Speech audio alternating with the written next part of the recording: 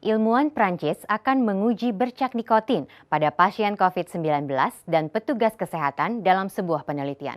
Rencana tersebut akan dilakukan setelah hasil penelitian menunjukkan nikotin dapat memberikan perlindungan terhadap infeksi penyakit. Para peneliti di Rumah Sakit Pitié-Salpêtrière di Paris mengatakan penelitian mereka menunjukkan bahwa perokok kurang terinfeksi virus dibandingkan orang lain dan bahwa nikotin dapat mencegah virus memasuki sel. Spesialis penyakit dalam Zahir Amoura dan ahli neurobiologi Jean-Pierre Sanche menemukan dalam studi pendahuluan mereka terhadap 480 pasien. Hasilnya dari seluruh pasien yang dirawat di rumah sakit karena COVID-19, hanya 5%-nya yang perokok. Membandingkan dengan jumlah perokok dalam populasi umum berdasarkan jenis kelamin dan usia yang sama, perokok memiliki risiko 80% lebih rendah terinfeksi dibandingkan bukan perokok. On s'est rendu compte que le taux de fumeurs était très bas, 5% chez les malades à peu près. Ça, c'est la première étape. Et la deuxième étape, quand vous avez ça, vous devez essayer de vous comparer à la population générale pour voir s'il y a une vraie différence. Et heureusement, en France, en 2018, on a une étude qui est faite sur 10 000 personnes dans la population générale. Et quand on a comparé avec les gens de la population générale, mais de même sexe, de même âge, on a vu qu'il y avait une différence qui était très, très significative. Donc, très schématiquement, les gens qui fument, ils ont 80% de moins de risque d'avoir le Covid symptomatique, donc de venir consulter ou d'être hospitalisé, que les gens qui ne fument pas. Sanche, seorang ahli neurobiologi terkenal dari Pasteur Institute, berhipotesa bahwa nikotin mungkin menjadi alasan perokok tampak lebih terlindungi dari virus. Karena reseptor nikotinik asetilkolin dapat memiliki efek mencegah virus corona menempel pada sel. En fait, le coronavirus interagirait directement ou indirectement d'ailleurs avec le récepteur nicotinique et que la nicotine entrerait en compétition entre, ça c'est le virus qui arrive sur le récepteur et la nicotine empêche ça, c'est pas.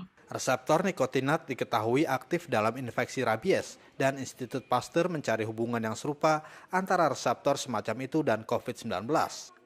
Sanche mengatakan gejala COVID-19 yang melibatkan sistem saraf seperti kehilangan indera penciuman, kelelahan, masalah dengan gerakan dan kehilangan kognitif dapat menunjukkan peran yang dimainkan oleh reseptor neuro seperti reseptor nikotinik. Pour quelle raison l'engagement du récepteur nicotinique simplement parce que c'est la cible la plus plausible et presque unique de la nicotine. Alors il y a plusieurs types de récepteurs nicotiniques dans l'organisme et il y en a à la jonction neuromusculaire. Nous y reviendrons, il y en a aussi dans le cerveau, beaucoup. Et j'ai été conduit par le raisonnement suivant, c'est-à-dire qu'il semble qu'à côté des effets pulmonaires du coronavirus, il y a un effet au niveau du système nerveux. Fase berikutnya dari penelitian ini yang menurut Amoura akan diluncurkan dalam 2 minggu akan melibatkan penerapan patch nikotin dan patch placebo di antara kelompok 1.500 petugas kesehatan, 200 pasien COVID-19 dengan gejala ringan, dan 200 pasien dalam perawatan intensif.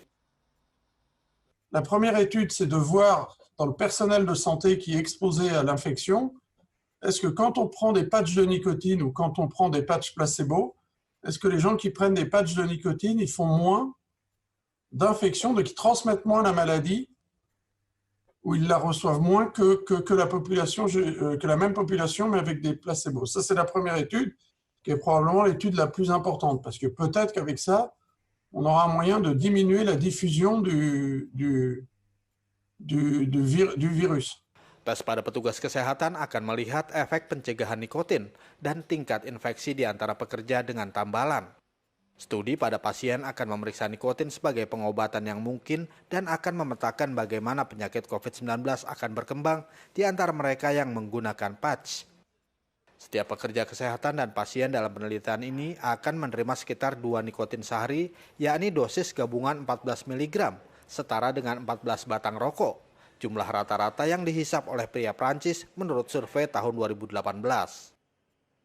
Ça, c'est la première chose. La deuxième étape, c'est de voir chez les gens qui sont hospitalisés mais avec une forme pas trop grave. Est-ce que quand ils prennent des patchs de nicotine, est-ce qu'ils s'aggravent moins que quand ils prennent des patchs de placebo? Et la troisième étape, c'est en réanimation.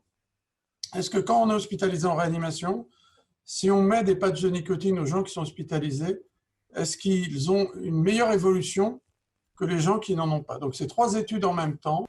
Penelitian pada pasien COVID-19 dan petugas kesehatan akan berlangsung dari 4 hingga 6 minggu dan akan dilakukan di seluruh Prancis. Non, mais c'est marrant parce que j'en ai parlé à des amis étrangers qui m'ont dit que c'est vraiment un truc de français. Enfin, ils ont trouvé ça hyper drôle. Pour eux, c'était comme les Russes qui disaient de boire de la vodka. C'est un peu l'équivalent français, mais moi, c'est vrai que ça m'a pas paru farfelu quand on a parlé de nicotine. Enfin, pourquoi pas.